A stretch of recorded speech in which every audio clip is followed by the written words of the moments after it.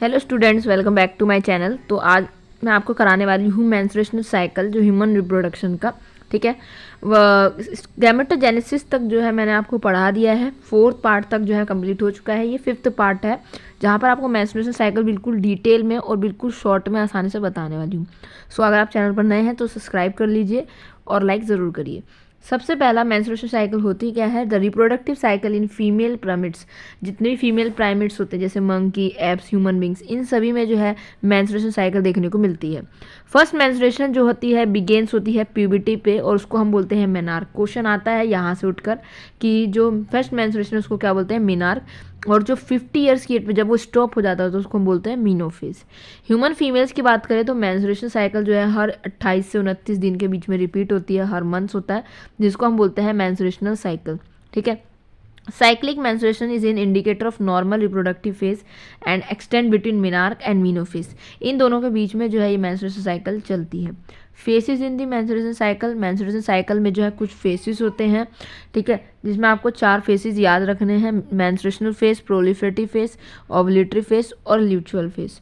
सबसे पहला मेंस्ट्रुएशनल फेज पढ़ते हैं, उसमें क्या होता है, उसके बाद ये डायग्राम को समझेंगे। मेंस्ट्रुएशनल फेज क्या होता है? The cycle start with menstrual phase. जो साइकिल है वो स्टार्ट होती है मेंस्ट्रुएशनल फेज से। When menstrual flow occurs and it last for 3 to 5 days।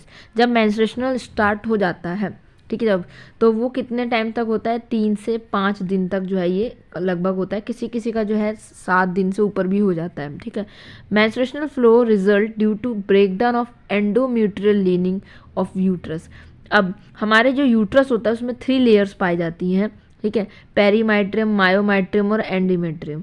3 layers होती हैं, पेरीमाइट्रियम, मायोमाइट्रियम और एंडोमेट्रियम। तो जो आपकी एंडोमेट्रियम होती है वो मेंस्ट्रुएशन साइकिल में इन्वॉल्व होती है। वही लेयर क्या होती है? टूटती है। ठीक है, यूट्रस की। And its blood vessel which form liquid that comes out through vagina. और वो ब्लड की फॉर्म में क्या होता है? लिक्विड्स के थ्रू वजाइना से बाहर आता है। Menstruation only occurs if the release ovum is not fertilised.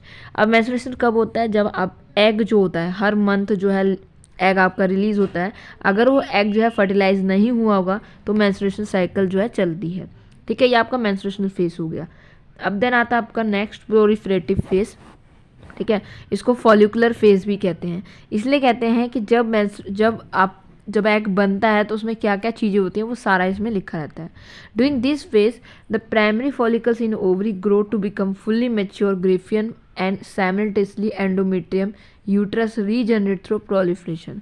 तो जो आपका जो इसमें क्या होता है कि जो आपकी जो फॉलिकल्स होती है, जैसे या एग है, एग के ऊपर जो लेयर्स चढ़ती है ना उनको हम फॉलिकल बोलते हैं, ध्यान रखना। तो ये प्राइमरी फॉलिकल्स चढ़ती हैं। जब वो फुल्ली मेच्योर जाता है तो वहाँ पर ग्रेफियन फॉलिकल्स बन जाता है। ठीक है, यूट्रस में। This change in the ovary and the uterus are induced by change in the levels of pituitary and ovary hormones. ये चेंज कब आता है? जब हार्मोन्स में चेंजेस आए, पिट्यूटरी या ओवरियन हार्मोन्स में। ठीक है, इवेंट्स इन प्रोलिफरेटिव कौन कौन से इवेंट्स होते हैं? तो secretion of LH and FSH जो है सिक्रीज होता है फॉलिकुलर फेज में। ये क्वेश्चन बहुत इंपॉर्टेंट है। ठीक है, NCERT में थोड़ा सा घुमा के दिया हुआ है, बट यहाँ पे मैंने आपको साफ दिखा रखा है। This increase secretion of gonadotropin. 2 changes आते हैं, चेंज इन दी ओवरी, ठीक है, फॉलिकुलर डेवलपमेंट में चेंज आते हैं, और change in the uterus, the endometrium और यूट्रस थ्रू प्रोलिफरेशन। यूट्रस में चेंजेस आते हैं। अब ये साइकिल बहुत बार जो है पेपर में रिपीट होती है, पेपर में आ जाती है उठ के कि कौन सा किस फेज में क्या है। ध्यान रखना आपको, ये पिट्यूटरी हार्मोन्स लेवल हैं, 2 ही हार्मोन होते हैं, FSH और LH। ठीक है, उसके बाद FSH ये आगा ओवरियन इवेंट्स है, मतलब क्या क्या हो रहा है, एंड देन आपका जो है यूट्राइन इवेंट्स है। अब इसमें जो आप देख सकते हो जो FSH है उसकी जो लेवल है बहुत ही कम है, लेकिन LH का लेवल कैसा है? हाई है। ठीक है, किसमें?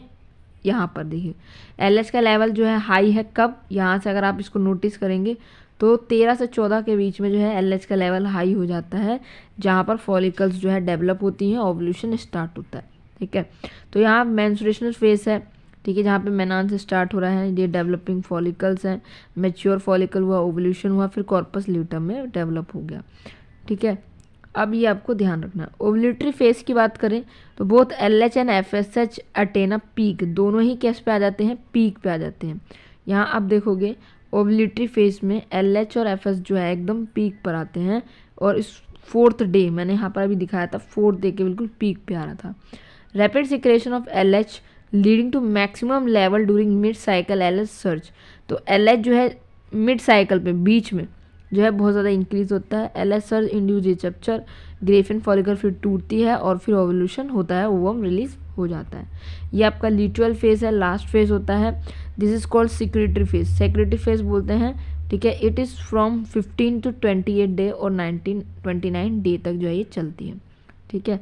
देन इवेंट्स क्या होते हैं इसमें, ध्यान से देखना इसमें क्या क्या चीज़ें होती हैं। तो सबसे पहला है आफ्टर ओवल्यूशन, जब एग रिलीज हो जाता है, रिमाइनिंग पार्ट्स जैसे ग्रोफियन फॉलिकल वो किस में बदल जाता है, कॉर्पस ल्यूटम में, उसको हम ल्यूटल फेज कहते हैं, ध्यान रखना है, ठीक है।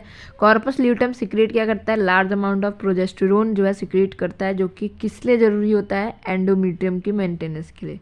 अब एंडोमेट्रियम क्यों ज़रूरी होता है, क्योंकि ये क्या करता है, एंडोमेट्रियम जब थिक होगा तो जब भी कोई एग अगर फर्टिलाइज हो जाएगा, ठीक है, नेसेसरी फॉर इम्प्लांटेशन। इम्प्लांटेशन मतलब कि जो बेबी होगा जब वो फर्टिलाइज हो जाएगा तब वहाँ पर उसकी ज़रूरत पड़ती है, ठीक है। During pregnancy all events of menstrual cycle stop and there is no menstruation. Pregnancy के टाइम पे मेंस्ट्रुएशन नहीं होती है, ठीक है, क्योंकि वहाँ पर एग रिलीज अब होगा नहीं, एग मतलब एग जो है आपका रिलीज नहीं होगा क्योंकि फर्टिलाइज हो चुका है, ठीक है। अब जो एंडोमेट्रियम अपने आप को डेवलप करेगी बेबी के इम्प्लांटेशन के लिए। In the absence of fertilisation, जब फर्टिलाइजेशन नहीं होगा तब क्या होगा, यहाँ तो फर्टिलाइजेशन तक हो रहा था, नहीं होगा तब यहाँ पे क्या होगा, कॉर्पस ल्यूटम टूट जाएगा और वहाँ पर दोबारा से एंडोमेट्रियम स्टार्ट होगा, न्यू साइकिल स्टार्ट हो जाएगी। अब फर्टिलाइजेशन होता क्या है, तो ये डायग्राम आप देख रहे हो, इसको पूरा ध्यान से देखना डायग्राम को, ठीक है। तो ये आपका ओवम है, एग है, ठीक है। इस एग को ढंग से देखोगे तो ये आपका एग है, ठीक है। यहाँ पर स्पर्म देख सकते हो, स्पर्म है, और ये क्या है यहाँ पर, ये cells of the corona radiata, ठीक है। ये सेल्स है, ये डायग्राम इंपॉर्टेंट है, ये पेपर में आता है, नीट में हो चाहे एम्स में किसी में भी। ये जोना पेलुसिडा है और उसके बाद ये स्पेस है, ठीक है। ये डायग्राम आता है करने के लिए, टिक।